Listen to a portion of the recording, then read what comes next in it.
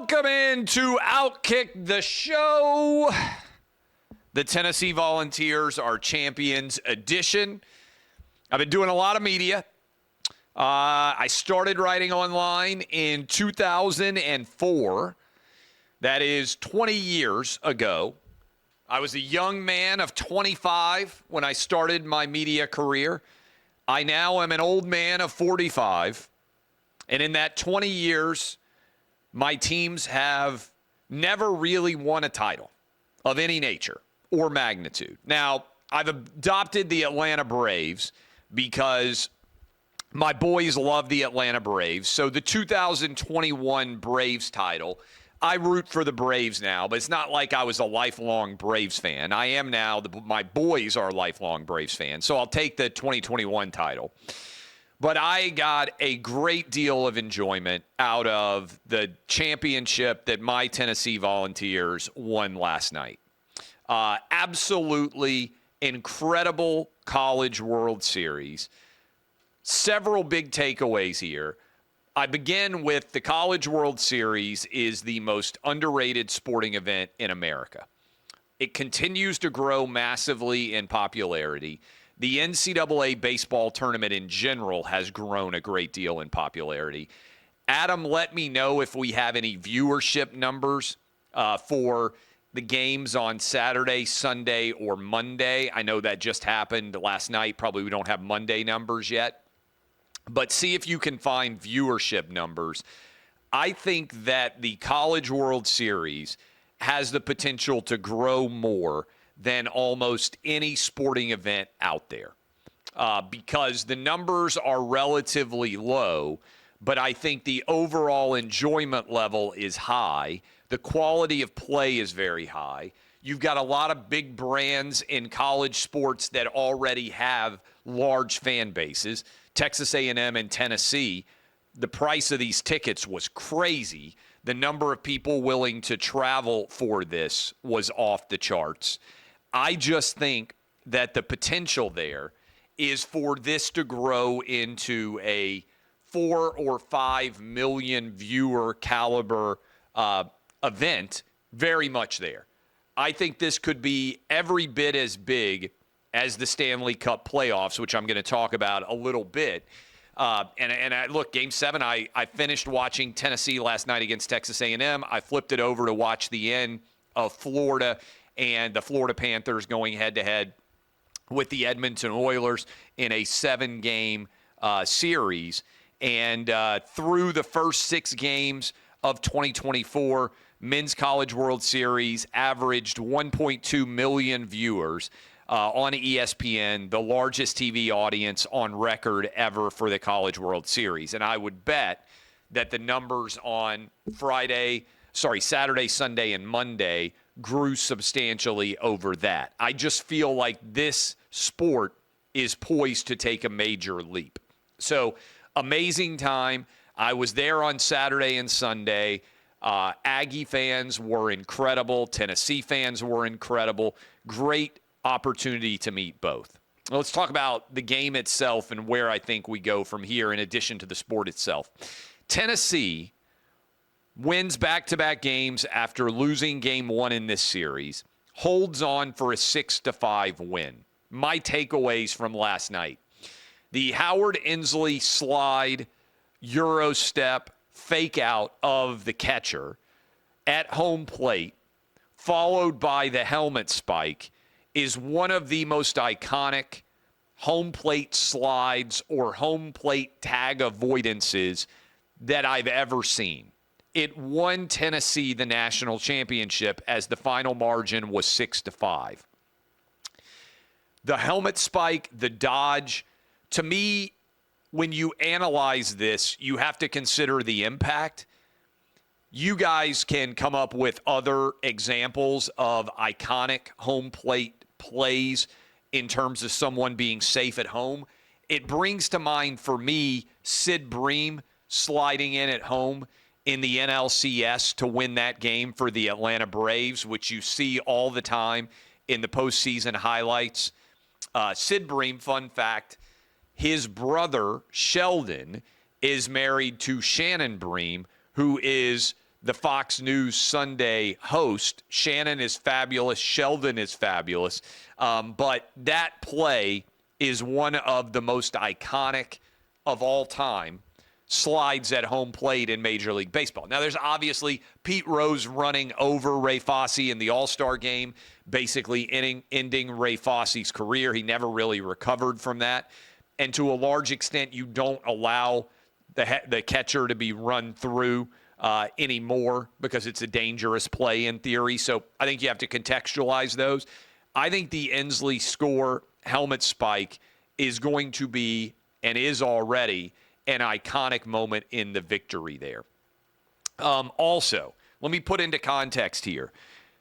Argument, and you college baseball fans who are diehards can rank teams better than me, but let me make the case here that not only is Tennessee the national champion, they are one of the best college baseball teams of all time. What do I base that on? Tennessee wins the SEC, wins the SEC baseball tournament, now wins the College World Series as the number one seed for the first time in 25 years. Miami 99 was the last time a number one seed, I believe, won the College World Series. Tennessee is the first SEC team to ever win 60 games, third best winning percentage of a national champion ever, second most home runs ever. I believe there is a very strong case to be made that Tennessee is as good of a team as has ever won the national championship, considering those contexts. First 60-win team since 1989, Wichita State, which won 60 games. So, again, all of that rolled together, I think you can not only argue that Tennessee is a national champion, I think you can argue they're one of the best national champions ever. 5 different SEC teams now have won 5 consecutive titles. That speaks to how good SEC baseball really is. Mississippi State, Ole Miss, Tennessee, Vanderbilt, and LSU. Adam, correct me if I'm wrong. I believe that is the last 5 College World Series champions, all 5 different SEC schools. And we're about to add Texas and Oklahoma, which is going to take things to the next level beyond that. Tony Vitello. Tony Vitello should be the highest paid college baseball coach in America. And Tennessee should basically sign him to a lifetime contract. $100 million redone stadium about to come online in Knoxville. He has awoken a sleeping animal. 2 years ago, Tennessee had one of the greatest seasons ever, but wasn't able to win a championship. I saw the analogy, I think it's a good one, from Peter Burns at the SEC Network. He said Vitello has done for Tennessee football, Tennessee baseball, what Kirby Smart did for Georgia football. Didn't win the title the first time. They maybe had a great team. Comes back a couple of years later, wins it. I don't think that's a bad analogy at all. When you consider what they're doing with the baseball program, go ahead and sign Vitello to a lifetime contract. I think if he stays at Tennessee for 10 years, they'll win a couple more. What he has done at Tennessee is one of the all-time great coaching jobs to take a program that had not won at a high level and turn them into a champion is an incredible accomplishment. A&M. Your coach is a badass. Assuming he stays there and Texas isn't able to hire him away, I believe that you guys will also win a College World Series at some point. I know A&M has not won a team national title since 1939. I know the A&M fan base desperately wants to win a championship. They are one of the best fan bases in all of sports. Diehards, committed to their team, travel, also really respectful and likable fan base. And I understand better than anybody, every fan base has knuckleheads. So trust me, in the last 20 years, I have spent a lot of time dealing with knucklehead fan bases. 95% of sports fans, I think, are great. about every fan base has at least 5% that fulfill every stereotype and are the absolute worst. Some fan bases have more of those. I think A&M has a very small percentage of them. The reason why I bring that up is I do believe that A&M is going to win a championship at some point in time, and they will, I think, do incredibly well when they do that. By the way, baseball, I was right. Tennessee, LSU, Ole Miss, Mississippi State, Vandy, last 5. 2020, unfortunately, they canceled the season because of COVID. And Oregon State, Florida, Coastal Carolina, Virginia, Vanderbilt, and UCLA, I believe, are the last several that have won championships as you break all of that down. Reason why I bring all this up, I think College World Series is going to be, in the years ahead, an even bigger issue and even more fun than it is now in terms of the amount of attention it attracts. I would also encourage all of you, if you get the opportunity and you have a team that goes, or you just want to go and put it on your sports bucket list, put the College World Series in Omaha on your list. Take your kids, go with your buddies, make a trip to Omaha. They do a fabulous job hosting this event for 2 weeks. Tons of people come into town. I met so many fabulous people in Omaha that were so proud to host that event.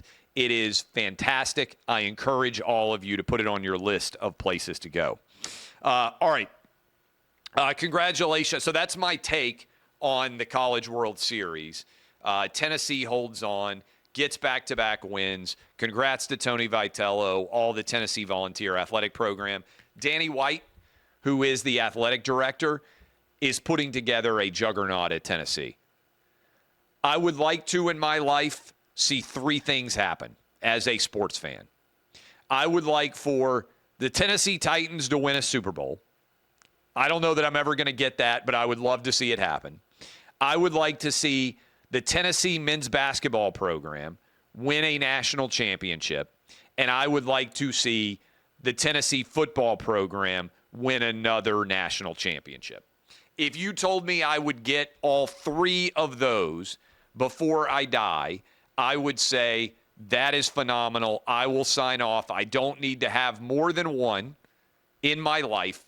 I would die a happy sports fan if I could get a basketball title for the University of Tennessee, another football championship, and a Super Bowl for the Titans. Maybe I got 40 years left. Maybe I got 30 years left. Maybe I only got 4 or 5. Who knows? I'm living them every day to the utmost. I would like to see all 3 of those things happen. I mentioned yesterday buying all the Jell-O shots. A lot of attacks on my haircut. I can't defend it. I looked at my hair from every angle. Was it a couple of weeks ago? I shared you the photo of me on the field interviewing Derrick Henry, what I humbly called the greatest hair of any interview on field in college football history. I cannot defend the 360 view of my hair. What I will point out is that my hair right now is better looking now. It's been almost 2 weeks since I got this haircut. Imagine what it looked like when it first happened. I looked legitimately scalped. That video went so viral, I think a couple million of you have watched it now, of the Jell-O shot thing. A prominent media CEO texted me last night and said, this is what, I swear to you, he said, I cut my own hair because I've had so many bad haircuts. And he bought and is sending me clippers to my house and encouraging me to only cut my own hair now because he said this disaster with your hair can't be allowed to stand. You can't let anybody else do it. Can I just give him credit by name? Nick Khan, president of the WWE, used to rep me at CAA. He saw my hair and he said, I'm sending clippers to your house We cannot allow this to happen anymore. That's how bad I don't have it. And Jesse Kelly, my good friend, evenings on Premiere. Jesse Kelly asked how many shots had the barber who cut my hair done. Then he called into the show. Some of you yesterday might have said, not only was he drunk, he had an amputated arm and he was having to use his non-traditional power arm to cut your hair. That's how bad it was. That's what people are saying. A couple of other stories. I have a counterintuitive take on the debate that's going to happen in 2 days. Doing a live show, so all of you know, Thursday, immediately after the debate is over, I will be here live with you on OutKick. So I think the debate is scheduled for 9 o'clock Eastern. Should be over around 11 o'clock Eastern, 10:45 Eastern, whatever it's going to be. I will go live with you with my immediate reaction before I hear anyone else talking about the debate with my trusty yellow legal pad, and I will have taken notes of everything that stood out to me, and I will tell you exactly what I thought of the debate. That is going to happen Thursday night. Counterintuitive take from me on the debate. Counterintuitive, I said. I want you to think about this. Does Trump want Joe Biden to actually do decent? I think the answer is yes. Trump has surged out to a substantial lead right now in the gambling markets. 60% chance, according to Polymarket, as I am speaking to you right now, Trump wins the election. 34%, I believe, is the number on Biden. Let me give you that number 100% legitimately live as we are speaking. $184 million nearly has been bet on Polymarket on the winner. 60% for Trump, 34% for Joe Biden. That is the biggest lead that Trump has ever had in the 2024 projections from a gambling perspective. Okay? I think Trump should want Biden to do well enough to stay in the race. I know a lot of you want to see Trump rise up and obliterate Biden. You want Biden to prove that he's not capable of being president of the United States based on his performance in this debate. I actually think Trump benefits if Biden is okay. Not good, but just okay. I think this debate is pass-fail for Biden. I think if you're Trump, you want him to pass. Because if they pull the ripcord, if they break the glass on the fire extinguisher and they go with a sudden change, I think they might end up with a better candidate. Now, I've been saying for some time, Michelle Obama, Chicago's her hometown. Biden says he's not going to run for re-election, freezes delegates, says he's not healthy enough. Michelle Obama, I think, would have a really good chance of beating Trump. I also think that if it weren't Michelle Obama, there's no way they're giving it to Kamala Harris because she would actually have a worse chance to beat Trump. I actually think if you look at the data, this is now Trump's up 5 in the most recent poll of Georgia, Atlanta Journal-Constitution that came out today. He's up 3 in Nevada, a state that Biden also won, according to a poll that came out today. 7 points when you consider multiple candidates. I think Trump's going to win Arizona, Georgia, and Nevada, flip them all back into the red camp. If I'm right about that, Biden's not going to win North Carolina. Increasingly, the market is showing he's not going to win there. That means the only pathway for Biden to win re-election is to sweep Pennsylvania, Michigan, and Wisconsin. The Big Ten states. They all 3 went for Trump in 2016. They all 3 went for Biden in 2020.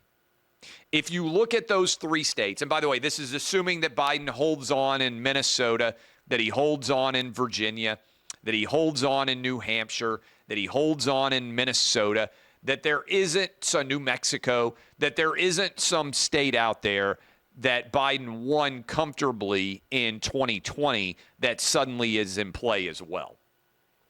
It would come down to Pennsylvania, Michigan, and Wisconsin. They all three went together in 16. They all three went together in 20. We'll see how they break in 24. I think Democrats might pick Gretchen Whitmer and Josh Shapiro, the governors respectively of Michigan and Pennsylvania, put them on the ticket, run a Big Ten focus campaign, and basically say, we're putting all of our eggs in the basket on winning those three states.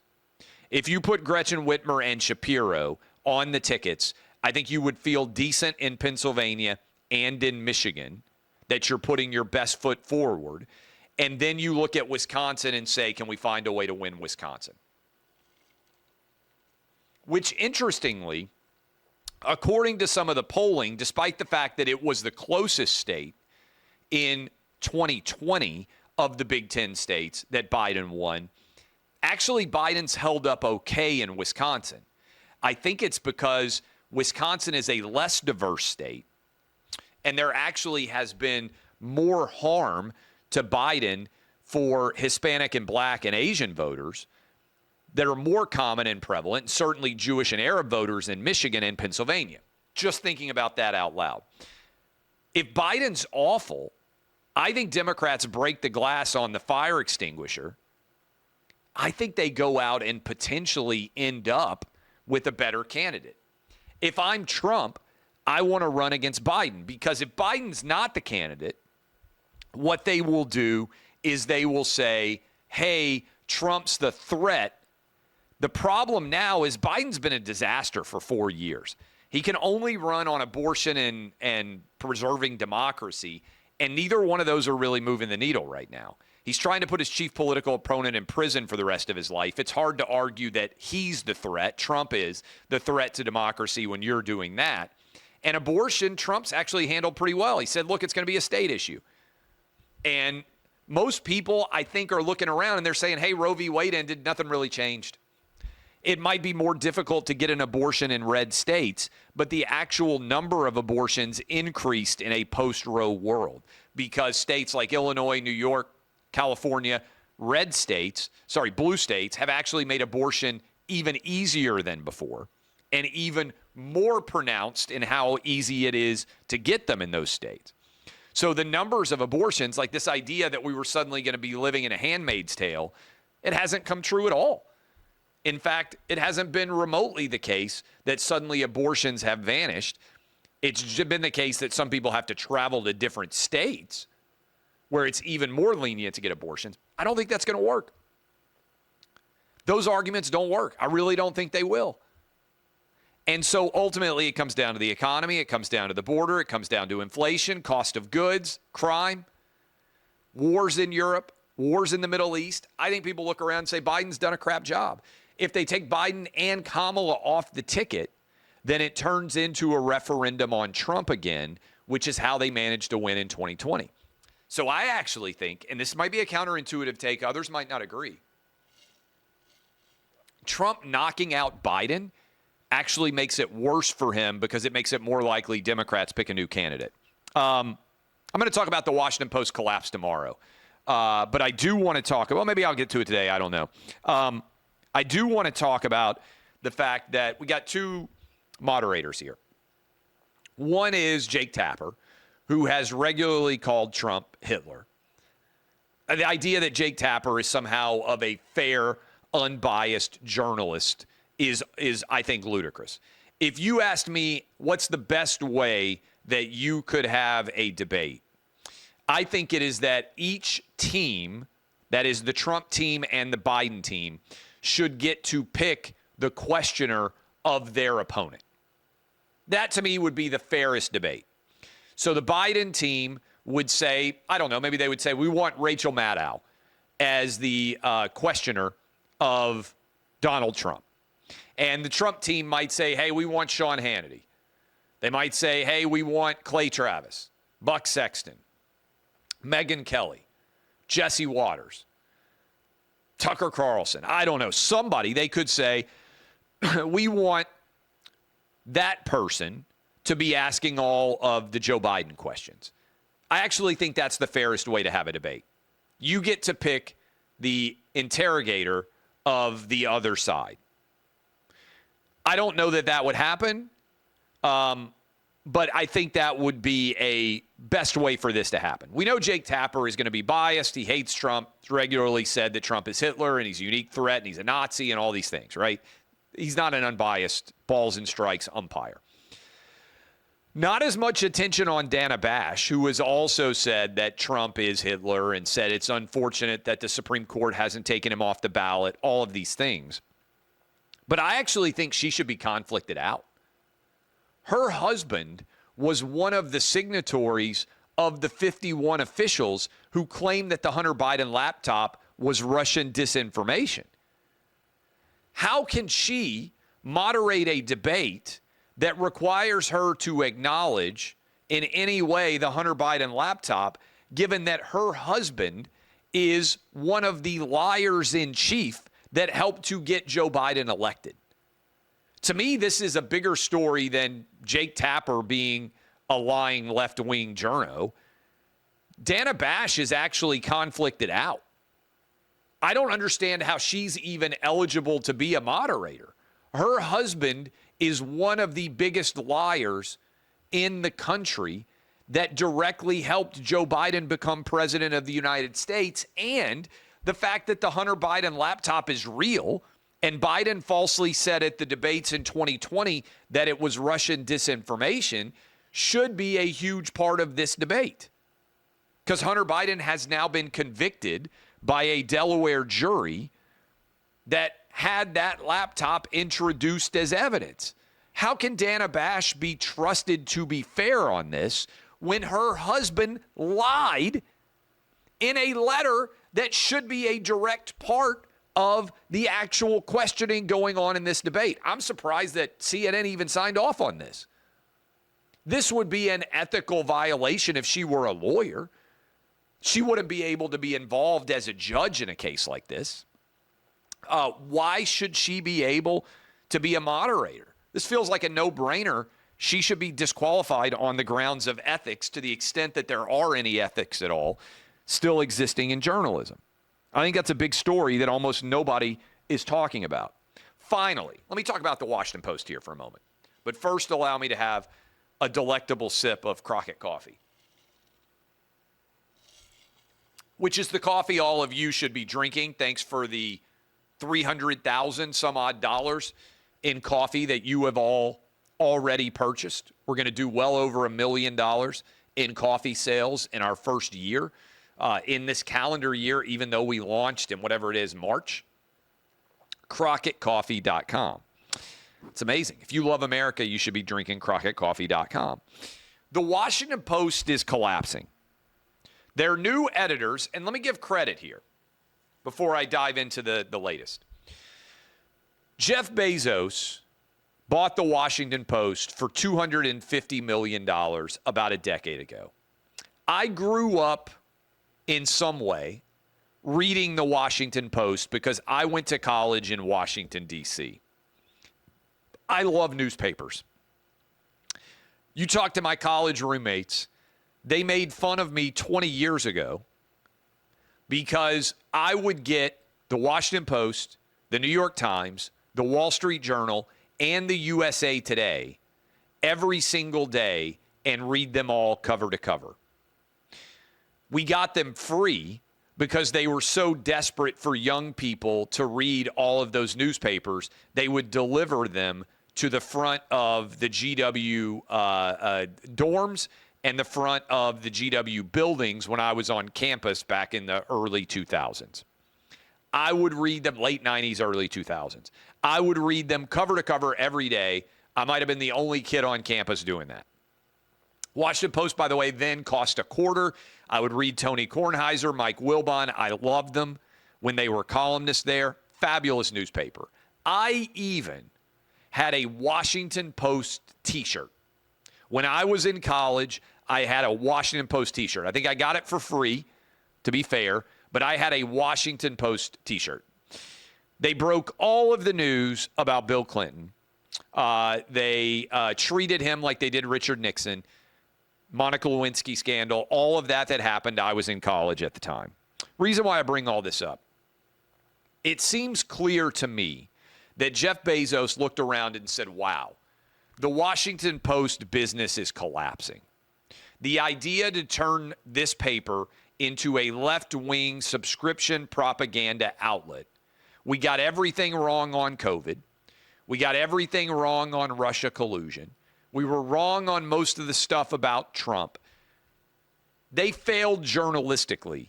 If the goal is to inform your readers and get stories correct, the Washington Post epically failed during the Trump era and during the COVID era.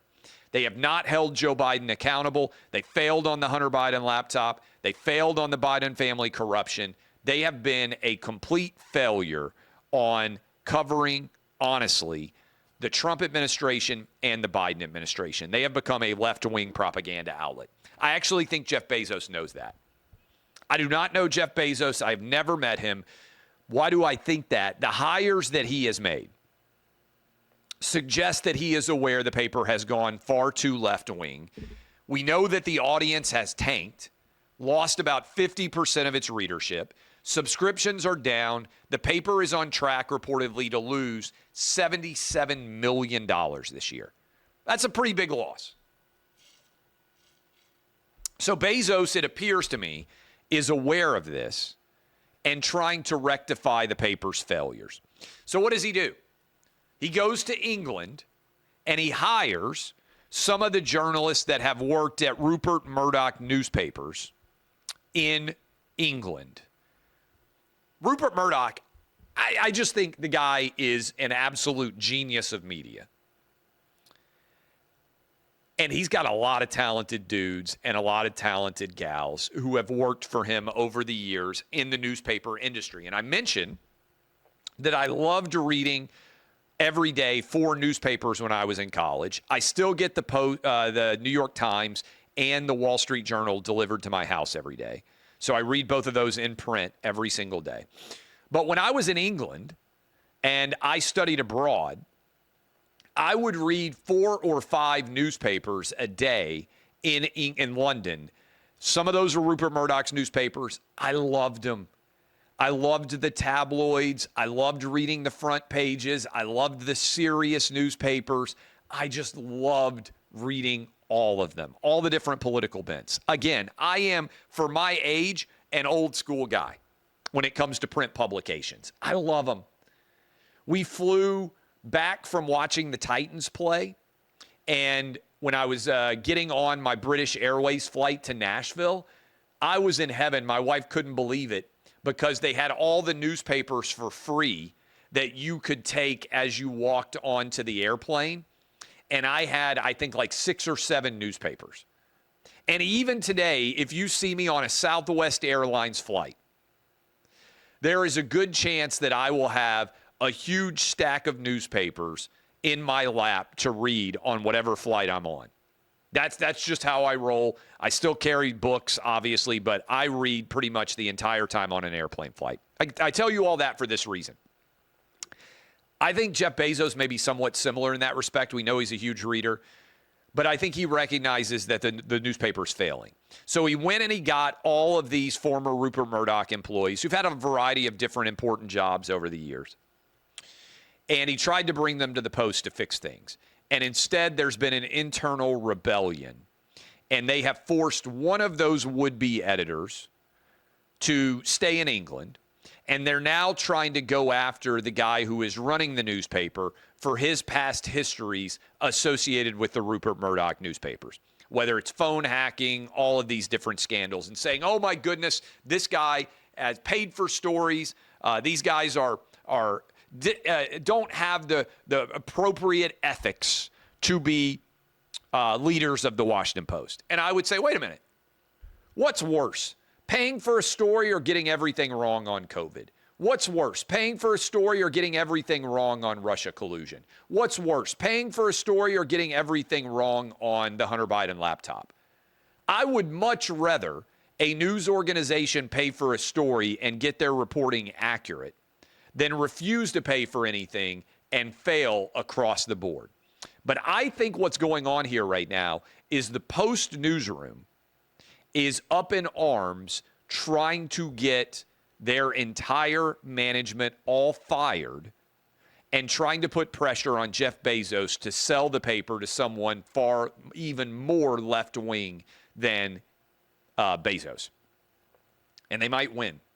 And this is where, look, I ran a company, OutKick. I've been involved, president, founder. I don't even know what the heck my titles are. This is where I would say to Jeff Bezos, what's the point of having FU money if you don't sometimes say FU? I don't know why Bezos is afraid of what people might say about him. Go Google my name. People say awful things about me all the time. Do you know how much it influences my life? Zero. Do you know how much it influences people on the actual real world? Zero. I just went everywhere in Omaha. Restaurants, bars, hotels. Not one person said a negative word to me, and I bet I posed for hundreds of photos. A&M fans, Tennessee fans, Aggies and Vols, Omaha KFAB listeners, Fox News viewers, OutKick readers, Clay and Buck listeners, everybody.